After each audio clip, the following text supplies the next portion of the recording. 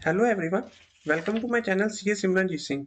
आज की इस वीडियो में हम न्यू टैक्स रिजीम को डिस्कस करने जा रहे हैं क्योंकि बजट 2023 में गवर्नमेंट ने पर्सनल टैक्सेशन में काफ़ी सारे चेंजेस किए हैं, जिसमें से 99% चेंजेस जो हैं ये न्यू टैक्स रिजीम रिलेटेड ही हैं। इससे हमें गवर्नमेंट की इंटेंशन साफ पता चलती है कि गवर्नमेंट धीरे धीरे ओल्ड टैक्स रिजीम को खत्म करके न्यू टैक्स रिजीम में शिफ्ट कर रही है by giving attractive benefit under new tax regime. इस टॉपिक को अच्छे से समझने के लिए हम टॉपिक को टू पार्ट्स में कवर करेंगे।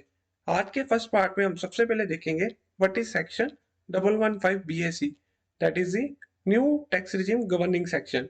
नेक्स्ट पार्ट में हम देखेंगे what are the slab rates under old and current new tax regime. Third and fourth part जो है वो हम इकट्ठा देखेंगे, जिसमें से थर्ड पार्ट में है what are the changes proposed in budget 2023 related to new tax regime, and fourth part जो है वो है रिलेटेड टू फॉर्म 10(9)E। चलो आज की इस वीडियो को हम शुरू करते हैं। सबसे पहले पार्ट में हम देखते हैं what is section 115 BAC, that is the new tax regime governing section. The section was introduced in Union Budget 2020 and was applicable from Assessment Year 21-22।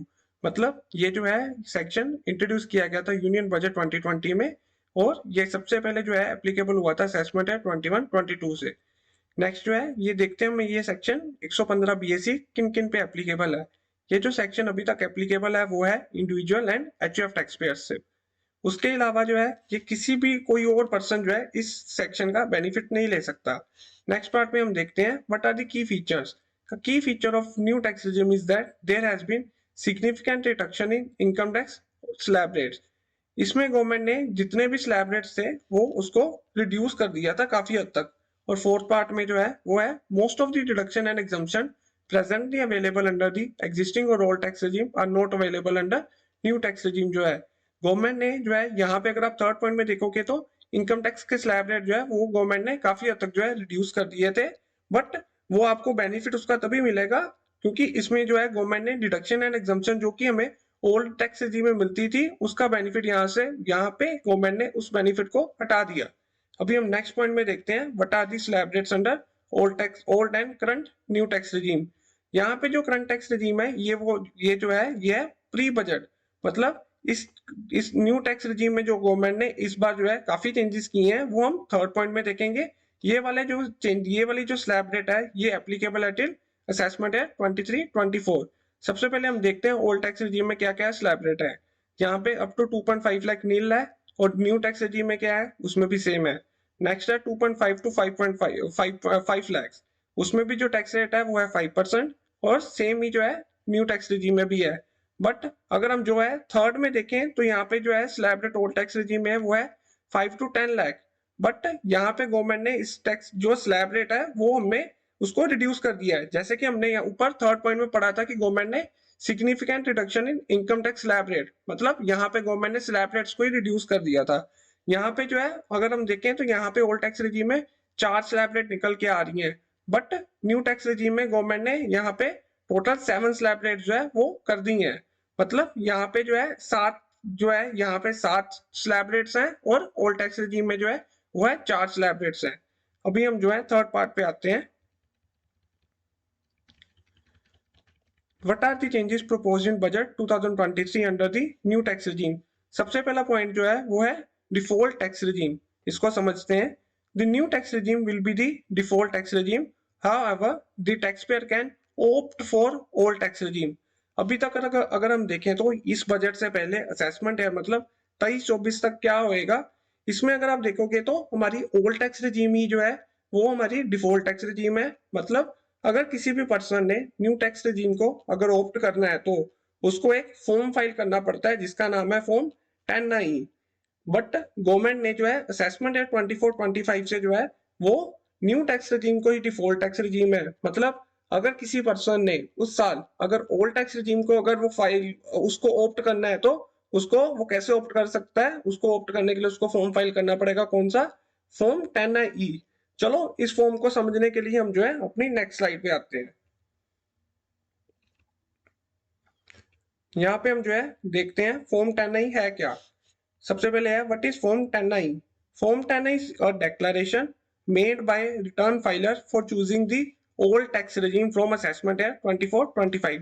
जैसे हमने ऊपर बात की है कि असेसमेंट ईयर 24-25 से न्यू टैक्स रिजीम ही जो है हमारी ओल्ड टैक्स रिजीम है, और till assessment year 23-24 it is required to be file for opting new tax regime. मतलब अभी जो आपकी इस साल की रिटर्न जो है जो 31 जुलाई तक जानी है, उसमें अगर आपने न्यू टैक्स रिजीम को अगर आपने ऑप्ट करना है तो आपको फॉर्म 10I में डिक्लेरेशन फाइल करनी है। चलो इसको हम देखते हैं नेक्स्ट पॉइंट में। When should I file form 10I? जो है फॉर्म 10I हमें कब फाइल करना है? Form 10I has to be filed before filing of income tax return. मतलब ये अपनी रिटर्न फाइल करने से पहले हमें इसको फॉर्म को फाइल करना है। इस form 10I filed is form 10I mandatory to file for opting old tax regime for assessment at 24-25? क्या ये मैंडेटरी है फॉर्म जो है असेसमेंट ओल्ड टैक्स रिजीम को ऑप्ट करने के लिए? क्या ये फॉर्म मैंडेटरी है हर एक को फाइल करना?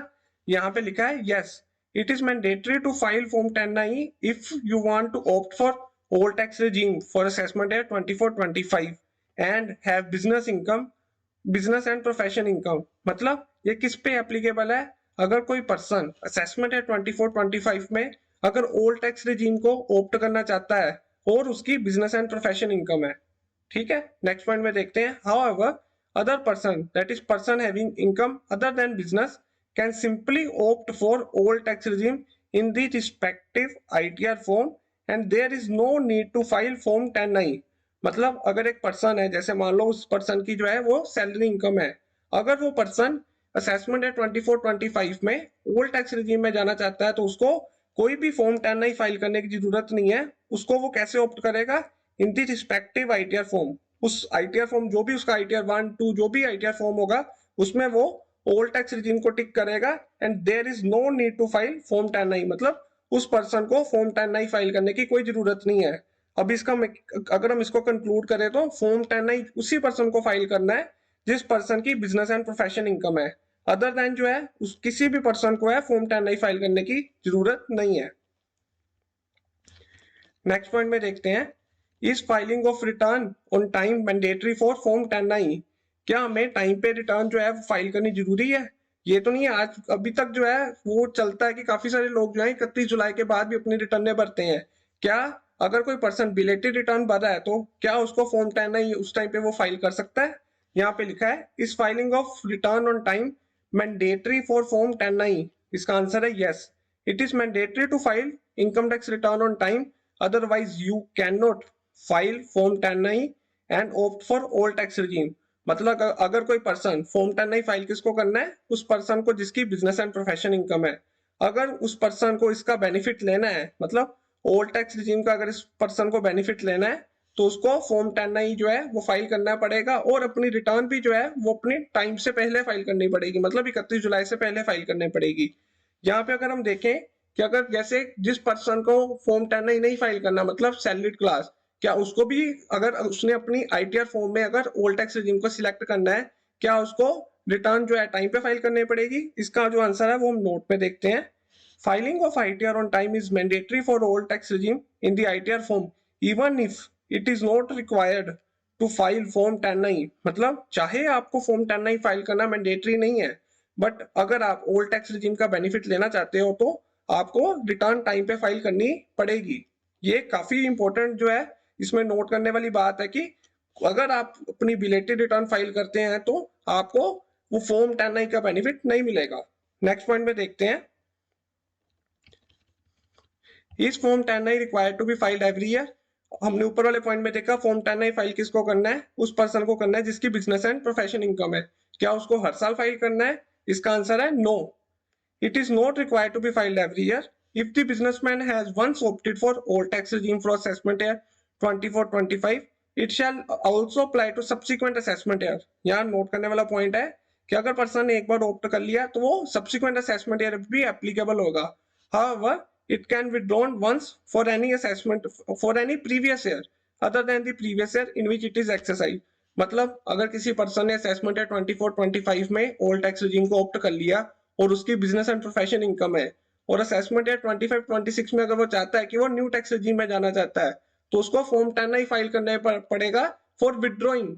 मतलब पहले उसने एक्सरसाइज की थी, अब इसमें वो विड्रॉ करेगा अपनी जो उसने ऑप्शन को एक्सरसाइज किया था, और असेसमेंट है 25-26 ऑनवर्ड जो है उसका रिटर्न जो है वो न्यू टैक्स रिजीम में ही जाएगी। इसका जो है हम इसको नोट को पढ़ते हैं एक बार। every person every year the salaried class can switch between old and new tax regime। मतलब अगर किसी पर्सन की बिजनेस इनकम नहीं है तो वो कभी भी जो है स्विच कर सकता है old and new tax regime, but subject to उसको अपनी रिटर्न जो है वो टाइम पे फाइल करनी पड़ेगी। अभी हम जो है ऊपर अपने मेन पे आते हैं। What are the changes proposed में हमारा फर्स्ट पॉइंट जो है वो कवर हो गया है। नेक्स्ट पॉइंट में देखते हैं इसकी एप्लीकेबिलिटी किस पे है। जैसे हमने ऊपर देखा था ये जो है एप्लीकेबल किस किस पे था, वो था इंडिविजुअल एंड एचयूएफ पे, बट फ्रॉम असेसमेंट है 24-25 ये जो है एओपी पे भी एप्लीकेबल है, BOI and next one is artificial judicial person, मतलब ये गवर्नमेंट ने 3% जो है उसमें और ऐड कर दिए हैं। नेक्स्ट इसमें देखते हैं exemption limit. The tax exemption limit of 2.5 lakh has been increased to 3 lakh under the new tax regime। यहाँ नोट करने वाला पॉइंट है, जो इस बार टैक्स एग्जम्पशन लिमिट गवर्नमेंट जो इंक्रीज की है 2.5 लाख को 3 लाख, वो only in respect to new tax regime ही है, ओल्ड टैक्स रिजीम में कोई चेंज नहीं है। नेक्स्ट देखते हैं rebate under section 87A। A tax rebate on the income of 7 lakh has been introduced under the new tax regime। Therefore, you do not have to pay tax if your taxable income is below 7 lakh under the new tax regime। मतलब जो 87A का जो हमें benefit मिलता था 5 लाख का, वो government ने न्यू टैक्स रिजीम में इस साल से 7 लाख कर दिया है। मतलब अभी किसी भी पर्सन की अगर 7 लाख तक इनकम है उसको कोई भी 7 लाख तक कोई भी टैक्स न्यू टैक्स रिजीम में नहीं पड़ेगा। अगर आप ओल्ड रिजीम में अपनी रिटर्न को फाइल करते हो तो उस केस में आपकी रिबेट जो है वो 5 लाख ही रहेगी। नेक्स्ट पॉइंट कवर करते हैं, वो है टैक्स स्लैब रेट्स। अभी जो है गवर्नमेंट ने, अभी हमने ऊपर देखा कि गवर्नमेंट ने जो 2.5 लाख का जो है वो बढ़ा के उसको कर दिया था 3 लाख, मतलब अप टू 3 लाख जो है वो कोई टैक्स नहीं है। और गवर्नमेंट ने आगे भी जो है वो 3 लाख की जो है स्लैब रेट्स बना दी है, मतलब 3 to 6 पे जो है वो 5% है, और ऐसे कर करके 3 लाख बढ़ा बढ़ा के गवर्नमेंट ने जो है 30% तक जो है 15 लाख से ऊपर जो है 30% कर दिया है। मतलब जो हमारा ऊपर हमने देखा था कि 2.5 लाख की जो स्लैब रेट थी उसको गवर्नमेंट ने बढ़ा बढ़ा के अभी 3 लाख कर दिया है। नेक्स्ट पॉइंट देखते हैं, वो है standard deduction. The standard deduction of ₹50,000 has been extended to new tax regime. पहले जो था वो जो स्टैंडर्ड डिडक्शन थी 50,000 की वो अकेली ओल्ड टैक्स रेजिम में मिलती थी, बट फ्रॉम असेसमेंट है 24-25 ये जो है गवर्नमेंट ने न्यू टैक्स रेजिम में भी इसको अलाउ कर दिया है। नेक्स्ट देखते हैं सरचार्ज। जो सरचार्ज है वो 37% जो था ये 5 करोड़ से ऊपर जो इनकम वाले पर्सन से उसको लगता था, जो कि रिड्यूस करके गवर्नमेंट ने 25% कर दिया अंडर न्यू टैक्स रेजिम। मतलब इसमें भी जो टैक्स न्यू टैक्स रेजिम में गवर्नमेंट ने चेंज किया है, ओल्ड टैक्स रेजिम में कोई चेंज नहीं है। सो आज की इस वीडियो में हम देखते हैं कि हमने क्या क्या सीखा है। सबसे पहले जो है हमने 115 बीएसी का मीनिंग जाना है। उसके बाद जो है हमने स्लैब रेट्स देखे हैं, old and current new tax regime, और उसके बाद हमने देखा है कि कौन कौन से चेंजेस जो है गवर्नमेंट ने प्रपोज किए हैं with respect to new tax regime. और लास्ट में हमने देखा था फॉर्म 10I को।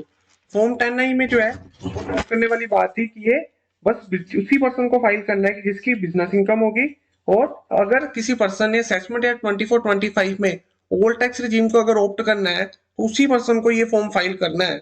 अगर तो उसकी बिजनेस इनकम है वो अपनी एक डेक्लेरेशन देगा फॉर्म 10I में। अगर किसी पर्सन की बिजनेस इनकम नहीं है तो वो जब अपना आईटीआर फॉर्म भरेगा उसमें वो सिलेक्ट करेगा कि उसने ओल्ड टैक्स रिजीम में जाना है।